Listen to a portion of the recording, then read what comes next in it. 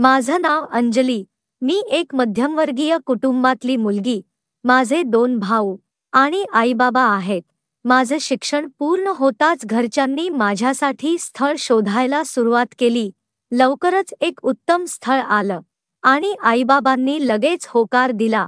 मग माझं लग्न झालं. माझं लग्न एक श्रीमंत मुलाशी झालं होतं. तो मुलगा दिसायला खूप देखणा होता. त्याचं कोणी कुटुंब नव्हतं, कारण तो एकटाच राहायचा. पण त्याचं मोठं घर होतं आणि धंदाही चांगलाच चालायचा. हे सगळं पाहून बाबांनी माझं लग्न पक्कं केलं. माझ्या नवऱ्याचं नाव विक्रम होतं. विक्रम माझ्यावर खूप प्रेम करायचा आणि मी पण त्याच्यावर जीवापाड प्रेम करायचे. पण लग्नाला फक्त 6 महिने झाले आणि विक्रमला हृदयविकाराचा झटका आला आणि तो मला एकटं सोडून गेला. विक्रमच्या मृत्यूनं मला जणू कोरड्या पानासारखं केलं. मला कळलंच नाही की माझ्यासोबत असं काही घडू शकतं, कारण मी विक्रमसोबत खूप सुखी होते. मी अजून गरोदर नव्हते. आम्हाला मुलंही नव्हतं आणि त्यापूर्वीच तो मला एकटं सोडून गेला. विक्रम गेल्यावर आई-बाबा म्हणाले, मी त्यांच्यासोबत माहेरी यावं. माहेरी माझ्या 2 वहिन्या होत्या आणि मला आजच्या काळाची चांगलीच जाण होती. म्हणून मला विधवा होऊन माहेरी जायचं नव्हतं, कारण माझे भाऊ आणि वहिन्या माझ्यावर टोमणे मारतील असं मला वाटायचं. मी तरुण वयातच विधवा झाले होते. लोक म्हणायचे, अंजली, तू दुसरं लग्न कर. पण माझं मन दुसऱ्या लग्नाला अजिबात तयार नव्हतं. तसंही विक्रमच्या घरात कोणी नव्हतं. त्याचं मोठं घर माझ्याकडे होतं. तिथं मला सन्मान, प्रेम आणि सगळं सुख मिळालं होतं. म्हणून मला भीती वाटायची की दुसरीकडे गेल्यावर माझं आयुष्य अजून बिघडेल. म्हणून मी ना दुसरं लग्न करायचं, ना माहेरी जायचं. मला वाटायचं की मला विक्रमच्या घरातच राहायचं. पण ते घर इतकं मोठं होतं की एकटीला मला तिथं भीती वाटायची. रात्री भूक लागली की छातीत धडकी भरायची, जणू माझं हृदय आता थांबेल. मी आधी अशी भित्रट नव्हते, पण नव्याच्या मृत्यूनंतर मला छोट्या छोट्या गोष्टींना घाबरायला लागलं होतं. तेव्हापासून प्रत्येक रात्र भीतीच्या सावटाखाली जायची. विचार करत करत रात्री निघून जायच्या की ही भीती माझ्या आयुष्यातून कधी जाईल. दिवसही असेच निघून जायचे. विक्रमचा धंदा इतका चांगला होता की मला कमावण्याची गरज नव्हती. भरपूर पैसे होते, जे माझ्यासाठी खूप जास्त होते. मी सुशिक्षित आणि समजूतदार होते. म्हणून मी विचार केला की कदाचित मुलांना शिकवण्याचं काम सुरू करावं. तेव्हाच माझ्या डोक्यात एक कल्पना आली, का नये मी घराचा खालचा भाग भाड्याने द्यावा. यामुळे मला घरात कोणीतरी सोबती मिळेल, ज्यामुळे माझा दिवसही कटेल आणि रात्री भीतीही कमी होईल. शिवाय दरमहा थोडेफार पैसेही मिळतील. मग मी ठरवलं की घर भाड्याने द्यायचं. पण मला हवं होतं की फक्त सभ्य कुटुंबच भाडेकरू म्हणून यावं. एकट्या माणसाला घर देण्याचा माझा विचार नव्हता, कारण मी तरुण आणि एकटी होते. म्हणून मला जोखीम घ्यायची नव्हती. मी शेजाऱ्यांशी फारसं बोलायचे नाही, पण आता मला सगळ्यांना सांगायचं होतं की मला भाडेकरू हवा.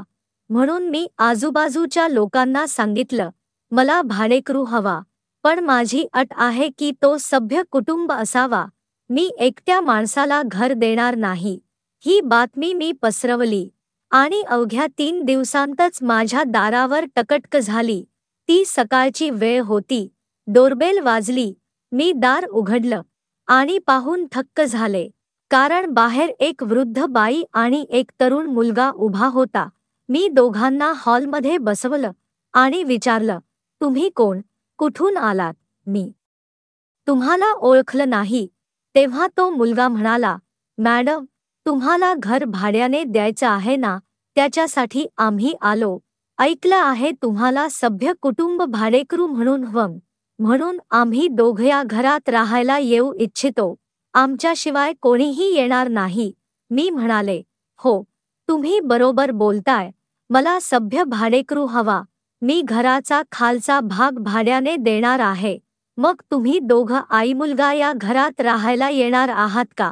तेव्हा ती वृद्ध बाई म्हणाली, मी याची आई नाही. याची बायको आहे. हे ऐकून तर माझ्या डोळ्यांचे पारणे फिटले. मला कळलंच नाही की या मुलानं त्या बाईत काय पाहिलं, जी इतकी वयाने मोठी आहे.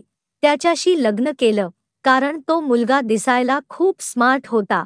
त्याचं नाव रोहन होतं आणि त्या बाईचं नाव शांती. शांतीचं वय साधारण 45 वर्षांचं असेल. 45 वर्षांच्या बाईनं इतक्या तरुण मुलाशी लग्न करणं मला खूपच विचित्र वाटलं. म्हणून मी पटकन म्हणाले, सॉरी, जर माझ्या बोलण्याने तुम्हाला वाईट वाटलं असेल तर मला माफ करा. मला माहीत नव्हतं की तुम्ही दोघं नवरा-बायको आहात. तेव्हा ते हसत म्हणाले, काही हरकत नाही. आम्हाला पाहून सगळेच चकित होतात. मग रोहन म्हणाला, मॅडम, तुम्ही आम्हाला हे घर भाड्याने देऊ शकता का? आम्हाला राहायला जागा हवी आहे आणि तुम्हाला भाडेकरू हवा आहे. मी म्हणाले, हो, नक्कीच. मी तुम्हाला या घरात राहण्याची परवानगी देते. ही घ्या खोलीची किल्ली. तुम्ही तुमचं सामान घेऊन या. तेव्हा रोहनने शांतीकडे हसत पाहिलं आणि म्हणाला, भाडं जे तुम्ही सांगाल ते आम्ही देऊ. हे ऐकून मी आणखी खुश झाले. शेवटी मला हव्या त्या भाडेकरू मिळाले. मग मी त्यांना किल्ली दिली आणि म्हणाले, तुम्ही तुमचं सामान घेऊन या. थोड्याच वेळात ते आपलं सामान घेऊन माझ्या घरी आले. त्यांनी सगळं सामान जागेवर ठेवलं आणि घरात स्थायिक झाले. एक पूर्ण दिवस असाच निघून गेला आणि संध्याकाळ झाली. पण मी विचारात बुडाले होते की रोहनने शांतीत काय पाहिलं की त्याने तिच्याशी लग्न केलं. ना जाणे त्याची काय मजबुरी होती. शांतीशी लग्न करायची गरजच काय पडली. कदाचित प्रेमाचा मामला असेल की जबरदस्तीचा संबंध. कदाचित रोहनच्या घरच्यांनी त्याचं लग्न शांतीशी लावून दिलं असेल किंवा रोहननेच स्वतः शांतीला निवडलं असेल. असो, मी हे विचार डोक्यातून काढून टाकले आणि स्वयंपाकघरात जाऊन जेवण बनवायला लागले. तेव्हा मला आईची आठवण झाली. आई म्हणायची, जर आजूबाजूला कोणी नवं आलं तर त्याला एक वेळच जेवण दे. यामुळे मनाला समाधान मिळतं. मग मी माझ्या भाडेकरूंचा विचार केला की ना जाणे त्यांच्याकडे जेवण आहे की नाही, ते कोणत्या टेन्शनमध्ये आहे, सामान आहे की नाही. हे सगळं विचार करून मी शांती आणि रोहनसाठी जेवण बनवायचं ठरवलं. मी एकटीच होते, फक्त स्वतःसाठी जेवण बनवायचे. पण आज 3 जणांचे जेवण बनवताना मला खूप आनंद होत होता. मी ठरवलं की माझ्या नव्या भाडेकरूंसाठी जेवण घेऊन जाईन. आता रात्र झाली होती, म्हणून मी जेवण टिफिनमध्ये ठेवलं आणि खाली गेले. त्यांच्या दारावर टकटक केली, पण कोणी उत्तर दिलं नाही. बराच वेळ डोरबेल वाजवल्यावर मला वाटलं, कदाचित ते थकून झोपले असतील, म्हणून मी परत जायला निघाले. तेवढ्यात दार उघडलं आणि रोहन बाहेर आला. येताच तो म्हणाला, अरे अंजली दीदी, तुम्ही इथे काय करताय? तेव्हा त्याने माझ्या हातात टिफिन पाहिलं आणि म्हणाला, दीदी, जेवण आणण्याची काय गरज होती? शांती तर स्वयंपाकघरात जेवण बनवत आहे. मी म्हणाले, काही हरकत नाही रोहन, हे माझं कर्तव्य आहे. आज तुम्ही माझे पाहुणे आहात, म्हणून मी तुमच्यासाठी जेवण आणलं आहे. उद्यापासून आपण सगळे एकाच घरात कुटुंबासारखे राहू. मग मी विचारलं, शांती भाभी कुठे आहे? असं म्हणत मी स्वयंपाकघराकडे निघाले. तेव्हा रोहन पटकन माझ्यासमोर येऊन उभा राहिला आणि म्हणाला, अरे, शांतीला खूप डोकेदुखी आहे. ती खोलीत झोपली आहे. मी म्हणाले, अरे, आताच तर तू म्हणालास की ती स्वयंपाकघरात जेवण बनवत आहे. तेव्हा तो गडबडत म्हणाला, नाही, जेवण बनवताना अचानक तिचं डोकं दुखायला लागलं, म्हणून ती झोपायला गेली. कदाचित आता तिला झोप लागली असेल. जर मी तिला आता उठवलं तर तिचं डोकं आणखी दुखेल. तुम्हाला माहीत आहे, तिचं वय झालं आहे. आजाराने तिला पकडलं आहे, म्हणून तिला झोपेतून उठवल्याने त्रास होईल. हे ऐकून मी गप्प बसले, काही बोलले नाही आणि चुपचाप माझ्या वरच्या घरात परत आले. वर आल्यावर मी जेवण केलं आणि झोपायला गेले. पण मनात एक प्रश्न घोळत होता, रोहनने असं का केलं? जेवण खाऊन मी बिछाण्यावर झोपले होते, पण मनात उलटसुलट विचार चालू होते. रोहनने किती हुशारीने गोष्ट फिरवली. आधी म्हणाला की शांती स्वयंपाकघरात जेवण बनवत आहे, पण मी स्वयंपाकघराकडे निघताच त्याने लगेच गोष्ट बदलली की शांती झोपली आहे. ना जाणे तो काय लपवत होता, काय बोलायचं होतं. मग मी विचार केला, सोडा, मला काय करायचं. मग मी ती गोष्ट डोक्यातून काढून टाकली आणि ठरवलं की शांतीला मी माझी मोठी बहीण बनवेन आणि आम्ही दोघी या मोठ्या घरात एकत्र बसून गप्पा मारू. ती पण एकटी आहे आणि मी पण. सगळा दिवस एकट घरात राहण्यापेक्षा आम्ही एकमेकींचा आधार बनू आणि गप्पा मारता मारता मन हलकं होईल. आणि हळूहळू मला त्यांच्याबद्दल सगळं कळेल की शेवटी रोहनशी लग्नाचं कारण काय होतं. मला खात्री होती की शांती माझ्याशी भेटायला नक्की येईल. कारण मी त्यांच्यासाठी जेवण बनवून दिलं होतं. किमान आभार तरी मानतील. कारण काही लोक असतात ज्यांना काही मिळालं की समोरच्याशी बोलल्याशिवाय चैन पडत नाही. पण माझा हा अंदाज पूर्णपणे चुकला.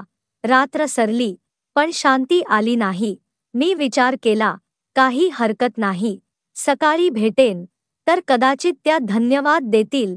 मला त्यांच्या कौतुकाची गरज नव्हती. फक्त शांतीशी 2 गप्पा मारायच्या होत्या. त्या रात्री मला खूप समाधान वाटलं. कारण घरात भाडेकरू आले होते, म्हणून मला आता कोणत्याही गोष्टीची भीती वाटत नव्हती. कारण घरात कोणीतरी होतं, यामुळे मनाला बरं वाटत होतं. आता बाहेर कुत्र्यांचा भुंकण्याचा आवाजही भयानक वाटत नव्हता. तसंही जेव्हा विक्रम जिवंत होता, तेव्हा हे आवाज मला ऐकूच यायचे नाहीत. कदाचित तेव्हा मला भीती वाटायची नाही, कारण विक्रमचा साया माझ्यासोबत होता. विक्रम माझ्यावर प्रचंड प्रेम करायचा. प्रत्येक रात्री त्याच्या आठवणीत मी रडायचे.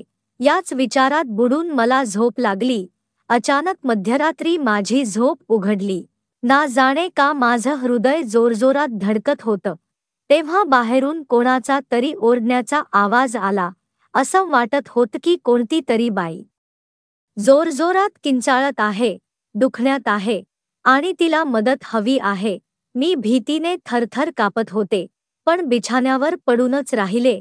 मग दोन्ही हातांनी कान बंद केले, जेणेकरून तो आवाज ऐकू येऊ नये. पण त्या किंचाळ्या थांबायचं नाव घेत नव्हत्या. आता मी घामाने चिंब झाले होते. काय करावं हे समजत नव्हतं. याच उलटसुलट विचारात सकाळ झाली. सकाळी 5 वाजता तो आवाज बंद झाला. तेव्हा मला थोडं बरं वाटलं. मग ना जाणे कधी इतकी गाढ झोप लागली की सकाळचे 9 वाजले. डोळे उघडले तेव्हा घड्याळात 9 वाजले होते. मग मी घाबरून उठले, चहा केला, हात-तोंड धुतलं आणि चहाचा कप घेऊन गॅलरीत आले. गॅलरीतून खाली पाहिलं तर रोहन गल्लीत उभा कोणाशी तरी फोनवर बोलत होता.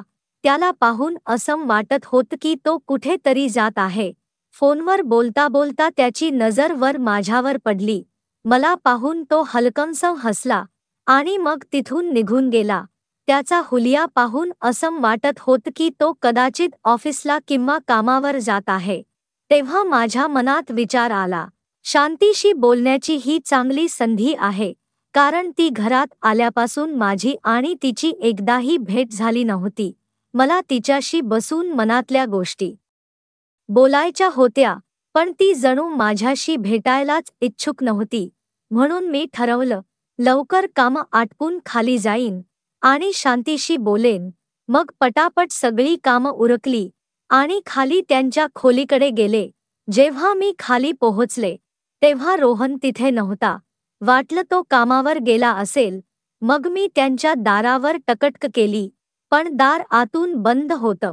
मी पुन्हा पुन्हा टकटक करत राहिले, पण कोणी दार उघडलं नाही. मग तिथेच उभमउभं विचार करायला लागले, इतका वेळ टकटक करत आहे, तरी कोणी दार का उघडत नाही. तेव्हा आतून आवाज आला, अंजली दीदी, तुम ही आहात का? ती शांतीची आवाज होती. मी म्हणाले, हो. शांती भाभी, दार उघडा. मी आहे अंजली. मग शांतीने दार उघडलं. तिला पाहताच मी चकित झाले. कारण तिचे डोळे अश्रूंनी भरलेले होते. हे पाहून मी थोडी घाबरले. तेव्हा तिने मला आत बोलावलं आणि सोफ्यावर बसवलं.